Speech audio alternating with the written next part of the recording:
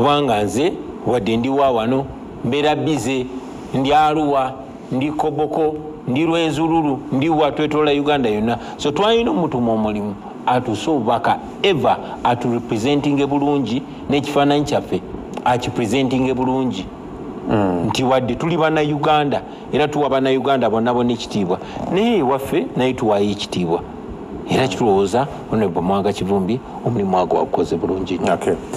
Good.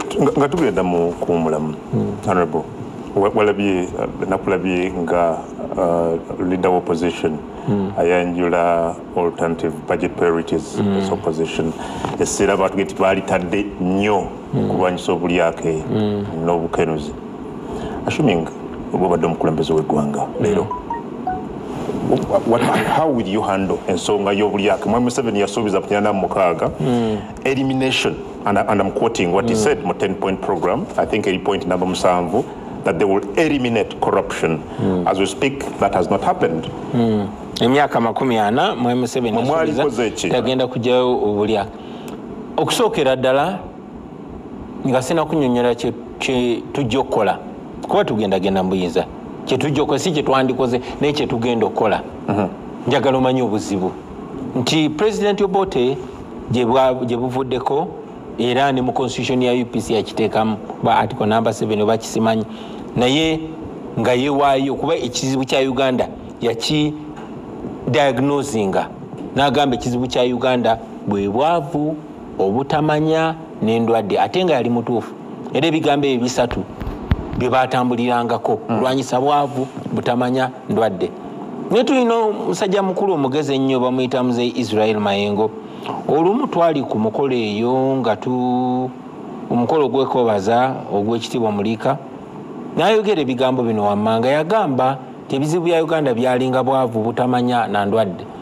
naye kati olunaku lwaleero ekizibu kya Uganda kiri kimu nguzi ate nga kituufu omanyi bagamba you can have 1000 problems until you have a health problem and then you have one problem oyinza okubeera n'ebizibu 1000 paka wobeera n'ekizibu ky'obulwadde awo nobeera ng'olina ekizibu kimu kati ekizibu kye tulina kya nguzi kya bulyake kya bukenuzi kya bubbi ekyennaku tugiyita jasinguzi si jasinguzi buno bukenuzi buno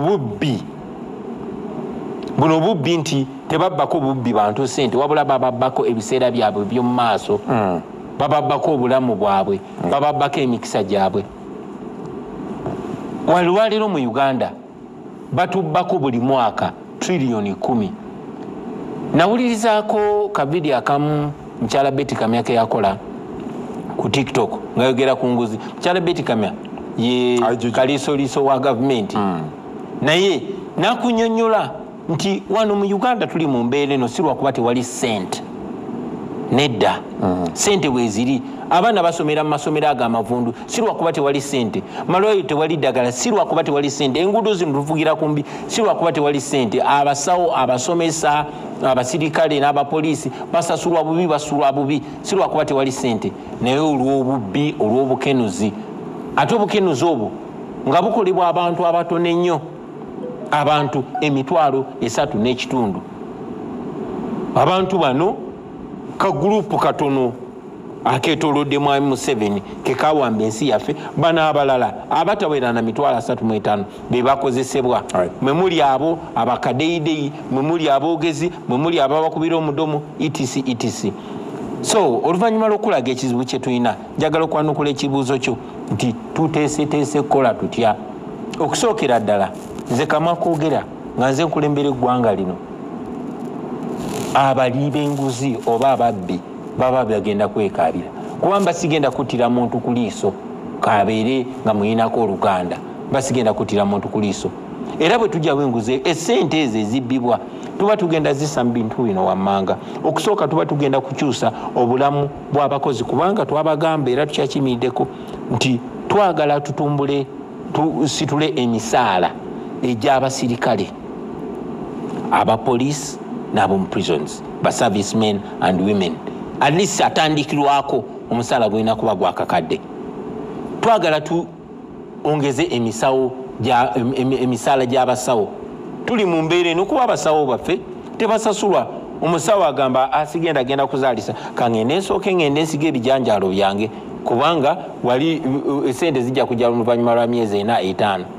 twagala abasawo baffe basasulwe bulungi, abasomesa baffe basasulwe bulungi, ezo sente bwe ziri. Ekyokubiri, twagala okutereeza amakubo gaffe. Uganda eri mabega, ebyobusuubuzi bifu, ebyentambula bifu kubanga amakubo mafu. Twalina entambula wano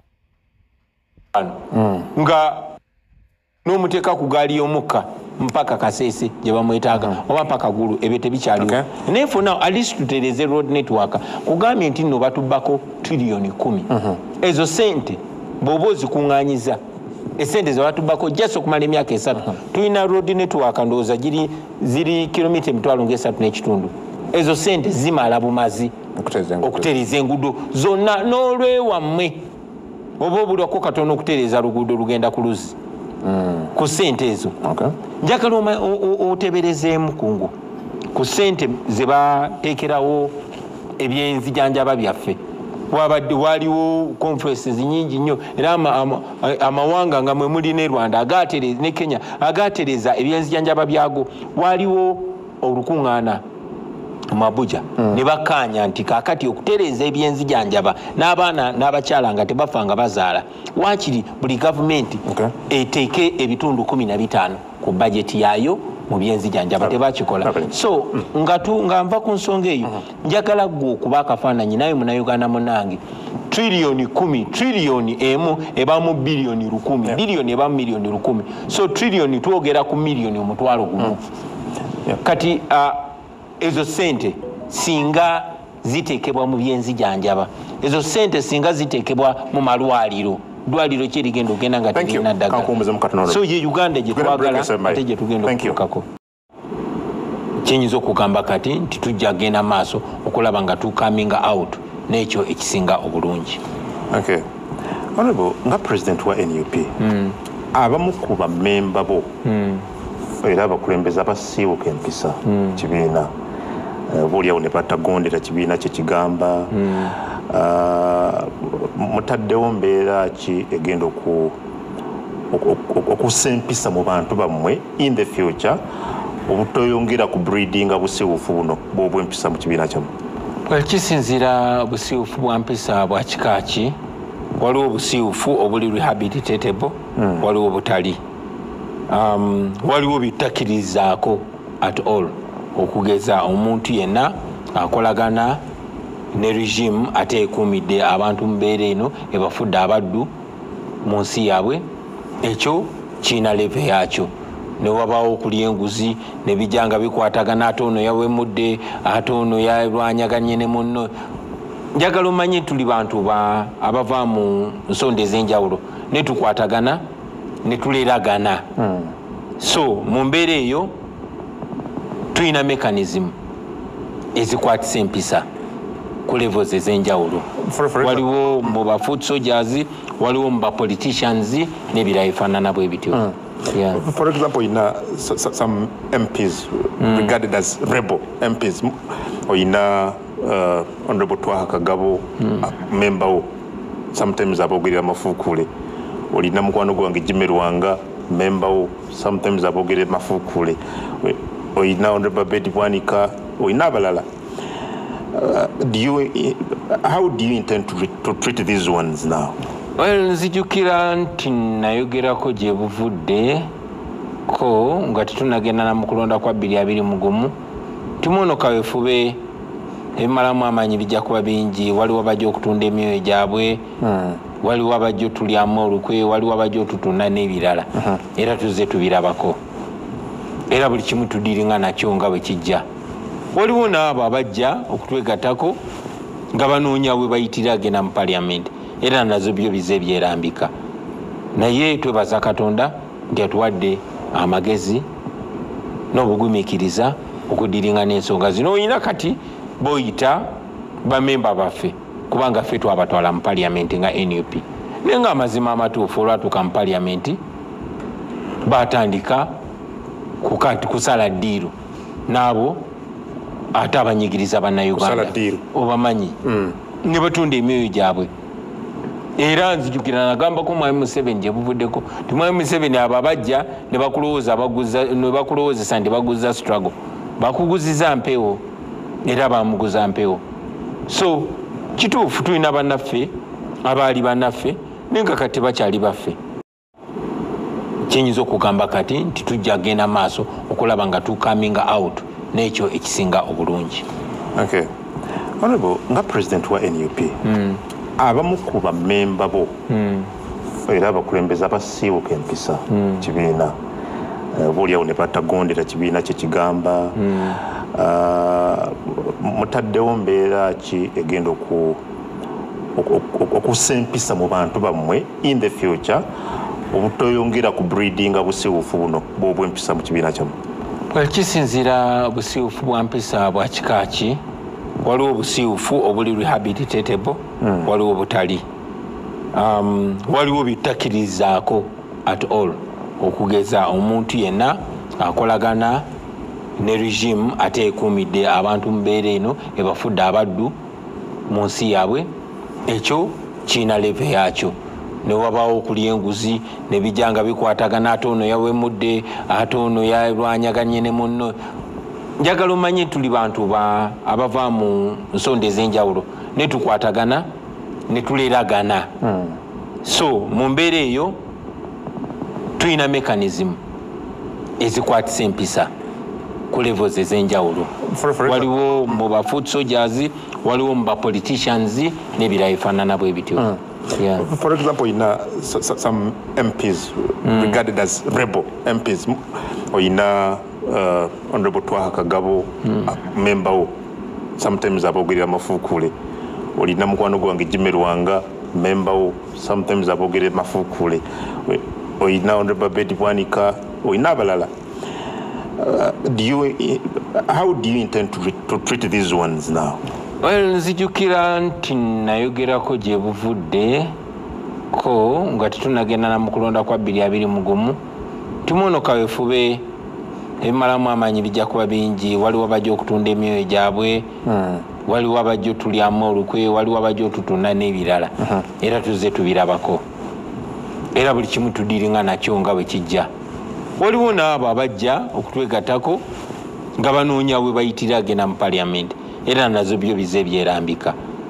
Naye twebaza Katonda nti atuwadde amagezi n'obugumiikiriza okudiringa n'ensonga zino. Oyina kati boyita bamemba baffe kubanga ffe twabatwala mu parliament nga NUP, naye nga amazima amatuufu olwatuuka mu parliament batandika kusala ddiiru n'abo ate abanyigiriza bannayuganda obamanyi ne batunda emyoyo gyabwe.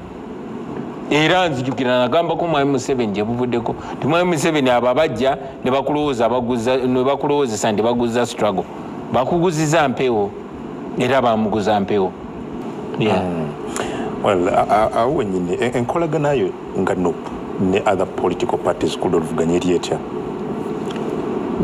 Nandigambye nungi naye bigambo obugambo sirowooza nti biddamu ekibuuzo. Ozo tulaba nga ebintu ebisinga bye tukola tubikolera wamu.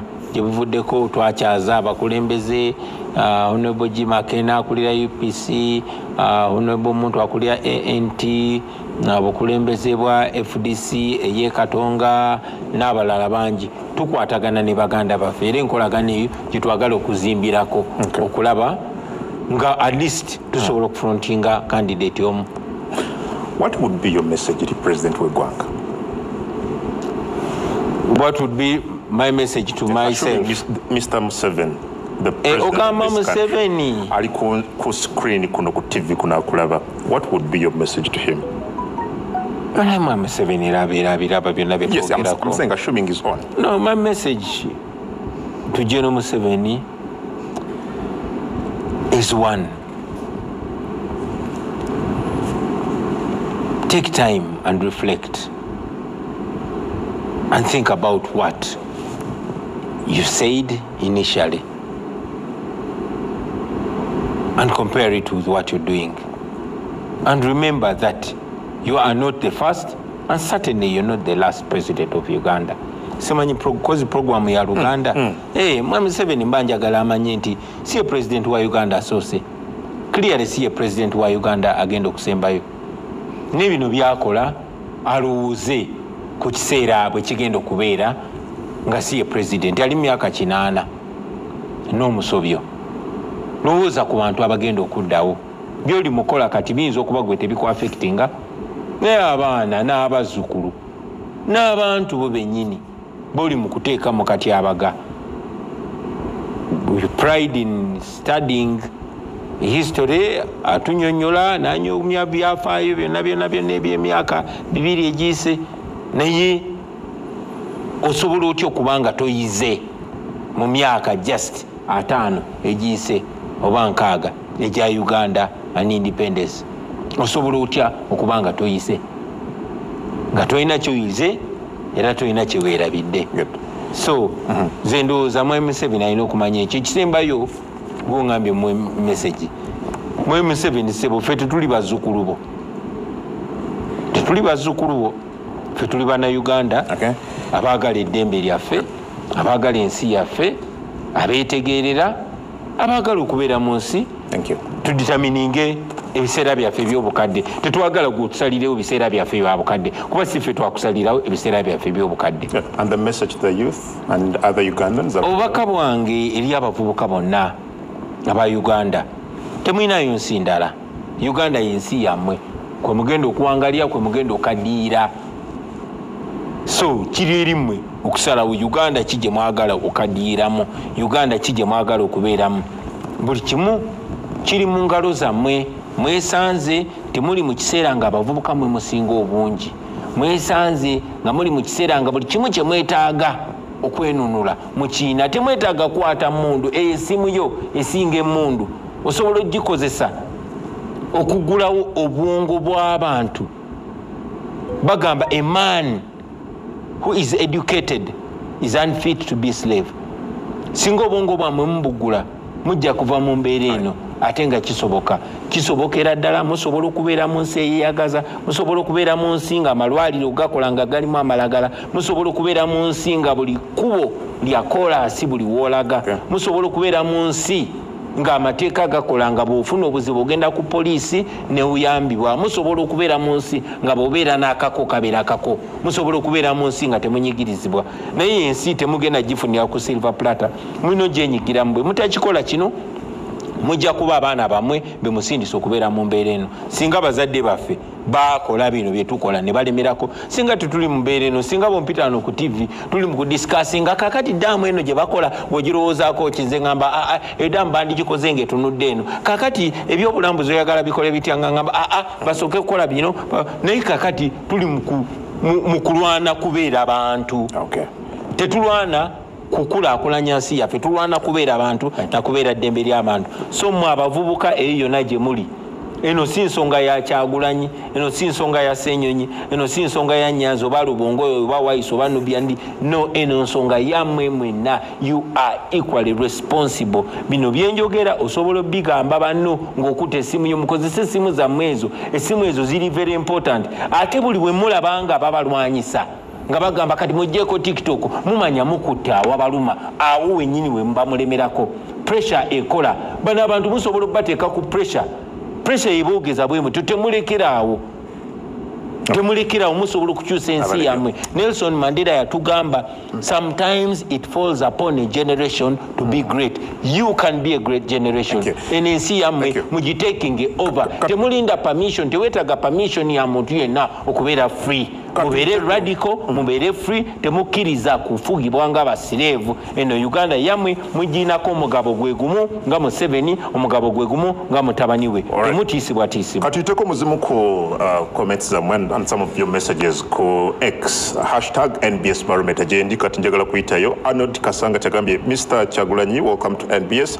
you gave Mr. Museveni less than a year what happened to mwaka gwe yawa President Museveni nga mutegudde Arnold bagambye then onagamba kituufu kaadi bazitunda Honorable Jakuba Yanukula anaganti Senkubuge Samuel Ekaumu salute to Mr. President Omugambe yogere ku political prisoners noza kyogeddeko mbuliza Honorable lwaki bannamawulire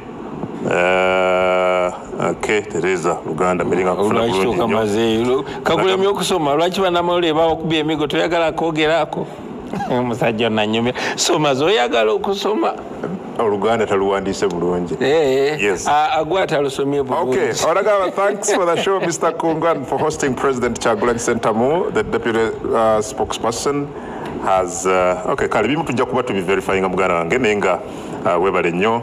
Onagamba ffe tuli bamativu ne president waffe Kyagulanyi Ssentamu atubulire atulabire nnyo SG waffe ne leader opposition Joel Ssenyonyi batukoze bulungi ye Mwami Makolo Kavuma. Okay, kale mwebali abasinso baka #NBS barometer ku Twitter.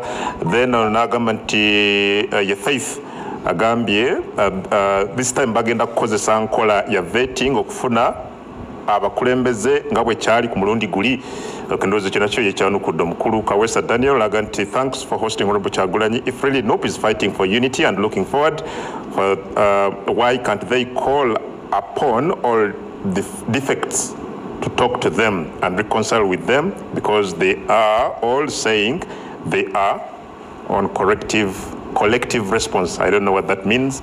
Nenga webali nnyo muganange nagamba what he has talked of Besigye. Okay, why is he not supporting electoral reforms? Okay, I don't know.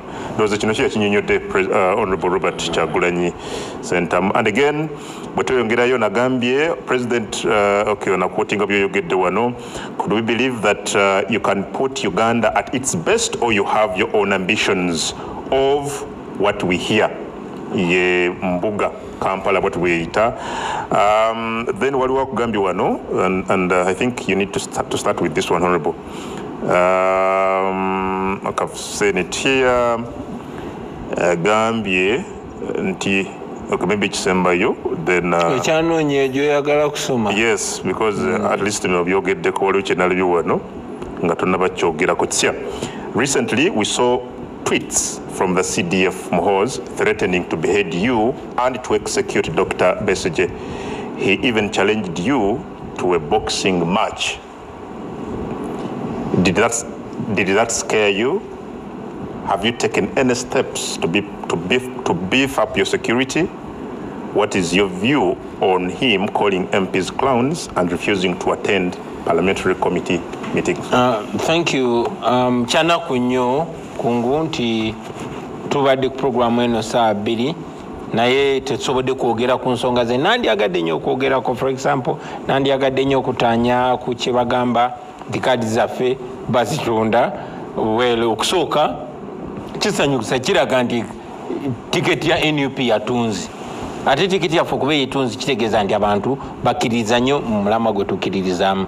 Naye tewali muntu yenayina atunda kaadi ya NUP. Njagala okusinziira wano ku NBS okugamba omuntu yenayina kuba tosobola kulolinga out wasobola okubeerayo abantu nga ye azze n'abeerimbikamu nga yagala okola byambyoni. Omuntu yenna akusaba ssente kakibeere 10 oba akusaba favor yonna nammwe abakyala bali eyo yindi ayinza okujja n'akulimbira okwo n'akugamba nja kufunira tiketi ya NUP kola kino oba kino mulope, kubanga tulina enkola enkaakali. Office yange ebeera open all the time. Ntuukirira oba otuukirira Secretary General wabe ensonga eyo because it's wrong. Ekyokubiri, doesn't matter ne bw'oba teweetaaga kuba nti gwe